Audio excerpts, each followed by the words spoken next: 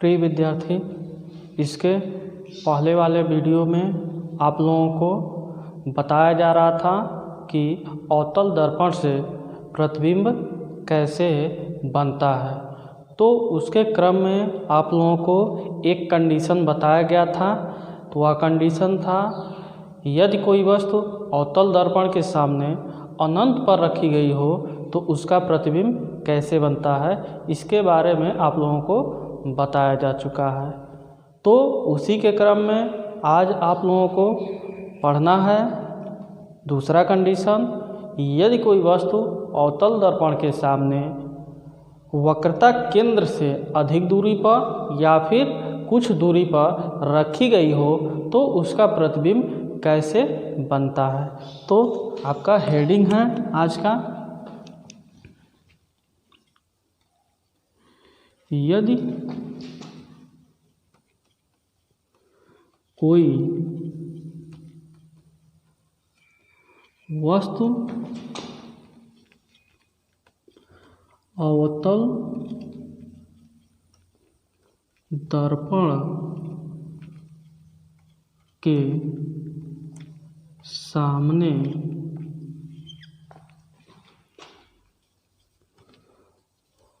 वक्रता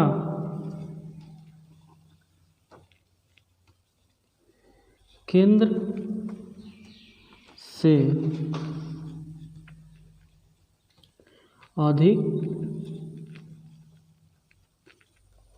दूरी पर रखी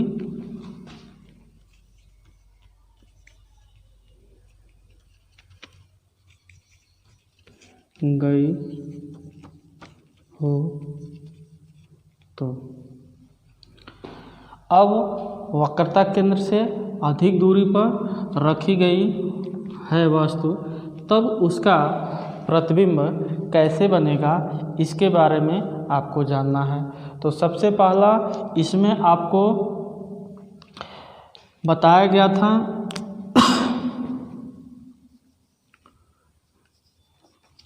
एक हेडिंग इसमें दिया जाता है पहला कि प्रतिबिंब की स्थिति, प्रतिबिंब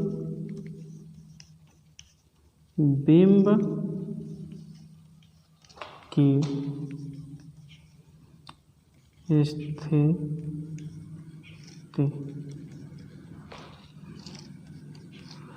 पहला आपका इसमें प्रतिबिंब की स्थिति आता है। तो प्रतिबिंब की स्थिति कहाँ बनेगा प्रतिबिंब, इसके बारे में बताना है। तो सबसे पहले इसमें आपको प्रतिबिंब कहाँ बनेगा इसके लिए किरण आरेख बनाते हैं। तो किरण आरेख बनाइए, यानी इसका चित्र बनाइए। तो सबसे पहले एक अवतल दर्पण बनाइए।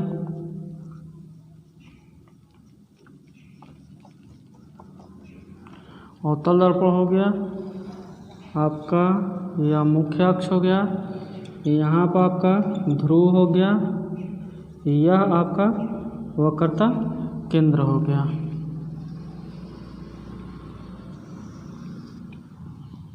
यह आपका फोकस हो गया। अब मान लीजिए वस्तु वक्रता केंद्र यही है, वक्रता केंद्र से अधिक दूरी पर, तो मान लीजिए वस्तु यहाँ पर रखी गई है ए बी। वस्तु के जो शीर्ष बिंदु ऊपरी बिंदु है, इससे एक प्रकाश की किरण मुख्य अक्ष के समांतर क्या होगी, दर्पण पर पड़ेगी। तो मुख्य अक्ष के जो समांतर जब किरणें चलती हैं तो परावर्तन के बाद क्या होती है, मुख्य फोकस से होकर निकल जाती है। तो यह आपका मुख्य फोकस है। तो यह हो गया आपका। अब दूसरा आपका जो किरण होगा, इसी शीर्ष बिंदु से आपका वक्रता केंद्र से होकर जाएगी, वक्रता केंद्र से दर्पण पर पड़ेगी। तो आपको यह नियम में बताया गया था कि यदि कोई प्रकाश की किरण वक्रता केंद्र से होकर दर्पण पर पड़ती है तो परावर्तन के बाद पुनः अपने ही मार्ग में क्या होती हैं, वापस लौट जाती हैं। अब देखिए यह दोनों किरणें कहाँ पर मिल रही हैं, तो आप देख रहे हैं कि दोनों किरणें यहाँ पर मिल रही हैं। तो अब जो इस AB का जो प्रतिबिंब होगा यहीं पर बनेगा। तो यहाँ पर हम क्या करते हैं, इससे मुख्य अक्ष पर आपका लंब होगा तो यही प्रतिबिंब आपका A' B' प्राप्त होगा। तो अब पहला आपका क्या कंडीशन है, प्रतिबिंब की स्थिति। तो प्रतिबिंब की स्थिति में आपने क्या किया, फिगर बना लिया। अब इसके बाद से इसमें प्रतिबिंब कहाँ पर बन रहा है, तो देख रहे हैं कि यह फोकस और वक्रता केंद्र के बीच में कहीं पर बन रहा है, यानी वक्रता केंद्र और मुख्य फोकस के बीच में कहीं पर, यानी यहाँ पर बन रहा है। तो अब इसी को आप इसमें लिखना है। तो इसमें कैसे लिखेंगे, तो लिखेंगे यदि कोई वस्तु अवतल दर्पण के सामने वक्रता केंद्र से अधिक दूरी पर रखी गई हो तो उसके प्रतिबिंब की स्थिति कहाँ बनेगी, तो वक्रता केंद्र और मुख्य फोकस के बीच में कहीं पर प्राप्त होगी। बस इसमें यहीं तक लिखना है। पहला आपका हेडिंग था प्रतिबिंब की स्थिति। तो प्रतिबिंब की स्थिति में आपको बस इतना ही बताना है कि यदि कोई प्रतिबिंब की स्थिति में यही आप बताते हैं कि प्रतिबिंब जो बन रहा है वह कहाँ पर बन रहा है। अब इसमें कैसे लिखेंगे, तो लिखेंगे यदि कोई वस्तु अवतल दर्पण के सामने वक्रता केंद्र से अधिक दूरी पर रखी गई हो तो उसके प्रतिबिंब की स्थिति वक्रता केंद्र और मुख्य फोकस के बीच में कहीं पर प्राप्त होती है। अब दूसरा आपका कंडीशन क्या आता है, तो बिंब की प्रकृति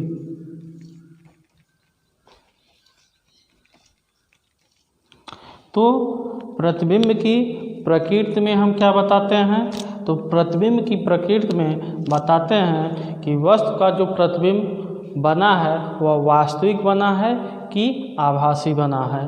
तो यहाँ पर हम देख रहे हैं कि किरणें दोनों क्या हो रही हैं, मिल रही हैं वास्तव में। तो यानी जो प्रतिबिंब की प्रकृति होगी वह वास्तविक होगी। तो सबसे पहले इसमें हम क्या लिखेंगे, कैसे लिखेंगे, तो लिखेंगे यदि कोई वस्तु अवतल दर्पण के सामने वक्रता केंद्र से अधिक दूरी पर रखी गई हो तो उसके प्रतिबिंब की प्रकृति क्या होगी, वास्तविक प्राप्त होती है।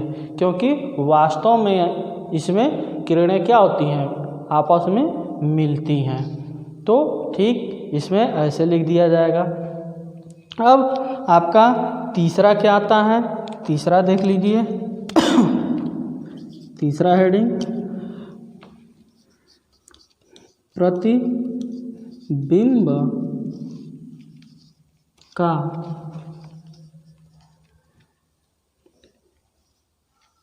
विन्यास,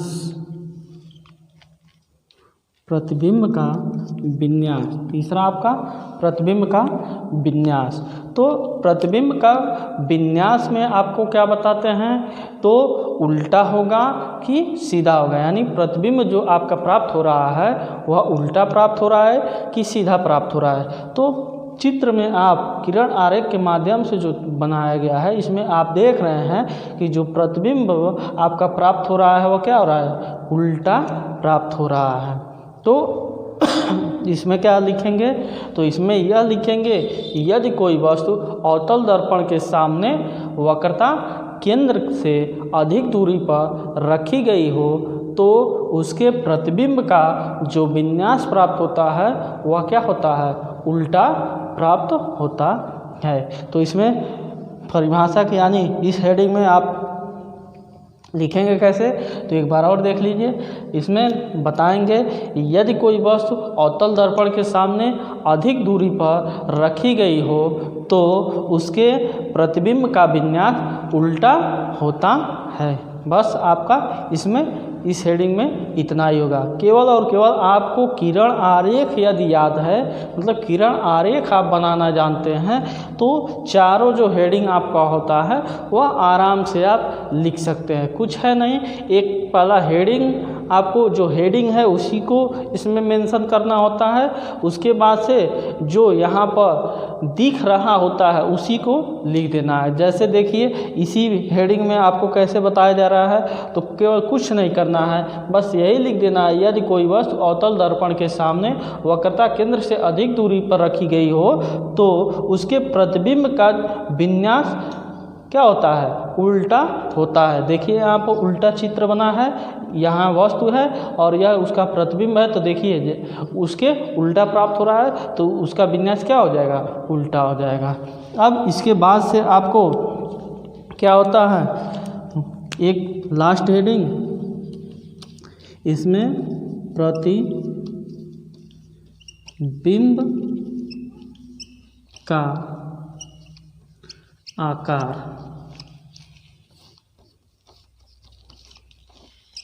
तो प्रतिबिंब का आकार, तो इसमें देखिए प्रतिबिंब का जो आकार है, मतलब जो वस्तु है उससे क्या है, छोटा दिख रहा है, वस्तु इतना बड़ा है, उसका जो प्रतिबिंब बन रहा है देखिए छोटा प्राप्त हो रहा है।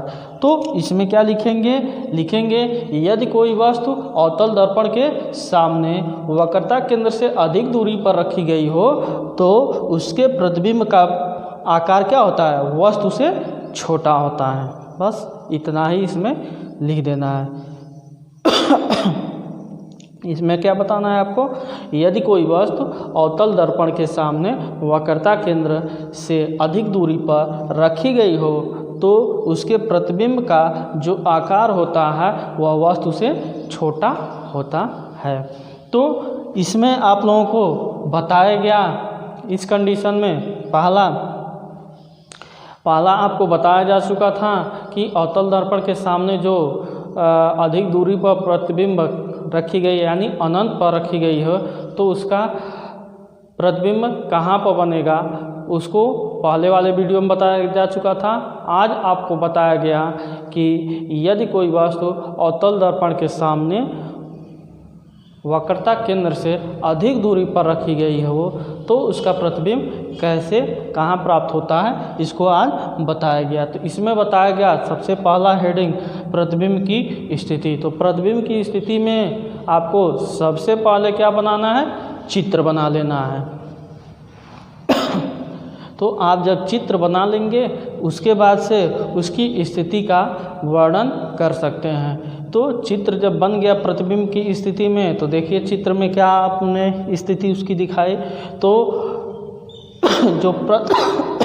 जो प्रतिबिंब प्राप्त हो रहा है वह कहाँ प्राप्त हो रहा है, मुख्य फोकस और वक्रता केंद्र के बीच में कहीं पर प्राप्त हो रहा है। तो प्रतिबिंब की स्थिति केवल और केवल आप इसमें चित्र बढ़िया से याद है तो चारों का चारों हेडिंग आपको कुछ करना नहीं है, आराम से आप लिख सकते हैं। देखिए स्थिति में प्रतिबिंब, पहले तो चित्र आपने बना लिया स्थिति में, तो अब स्थिति कहाँ है प्रतिबिंब की, तो देख रहे हैं वक्रता केंद्र और मुख्य फोकस के बीच में कहीं पर स्थित है। प्रकृति में वास्तविक है कि आभासी है, तो वास्तविक कैसे होता है, आभासी कैसे पहचानते हैं, तो उसका यही तरीका है कि यदि किरणें मिलेंगी तो वास्तविक प्रतिबिंब बनता है, यदि किरणें मिलती हुई प्रतीत होती हैं, मतलब मिलेंगी नहीं, आपको ऐसा लगेगा कि मिल रही हैं, तब आभासी प्रतिबिंब बनता है। तो यहाँ पर आपको दिख रहा है कि किरणें क्या हो रही हैं, वास्तव में मिल रही हैं, तो यहाँ पर क्या बनेगा, वास्तविक प्रतिबिंब बनेगा। तो प्रकृति बता दिया। अब विन्यास, तो विन्यास में क्या देखते हैं, तो वस्तु से मतलब वस्तु जो है उसका जो प्रतिबिंब प्राप्त हो रहा है उल्टा प्राप्त हो रहा है कि सीधा प्राप्त हो रहा है। तो यहाँ पर चित्र में देख रहे हैं कि जो वस्तु है जैसा दिख रहा है उसके ठीक उल्टा प्रतिबिंब आपका बना है। अब विन्यास आपने बना दिया। अब प्रतिबिंब का आकार, तो आकार कैसे बताएंगे, तो आकार में छोटा है कि बड़ा है, तो देख रहे हैं कि वस्तु इतना बड़ा है, उसका जो प्रतिबिंब बना है छोटा बना है, यानी वस्तु से छोटा प्रतिबिंब आपका प्राप्त हुआ। तो यही था आपका दूसरा हेडिंग था, या दूसरा हेडिंग। अब इसके बाद तीसरा जो हेडिंग आपको पढ़ना है, जो यह वस्तु है इस वक्रता केंद्र पर रखी गई हो तब इसका प्रतिबिंब कैसे, यानी वक्रता केंद्र से पहले कहीं भी वस्तु रखी जाएगी तो आपका जो प्रतिबिंब प्राप्त होगा मुख्य फोकस और वक्रता केंद्र के बीच में ही कहीं प्राप्त होगा। यहाँ से इधर कहीं भी आपको क्या रखा जाए, वस्तु रखी जाए। अब आपको इस वस्तु को वक्रता केंद्र पर, तीसरा जो हेडिंग है आपका, इस वक्रता केंद्र पर यदि वस्तु रखी दी जाए तब उसका प्रतिबिंब कैसे प्राप्त होगा उसको नेक्स्ट वाले वीडियो में बताया जाएगा। तब तक इसको किताब आपके पास होगा तो किताब से एक बार पढ़ लीजिएगा, और जो न समझ में आए फिर से आप व्हाट्सएप के माध्यम से पूछ सकते हैं। ठीक है, नेक्स्ट वीडियो में मिलते हैं फिर।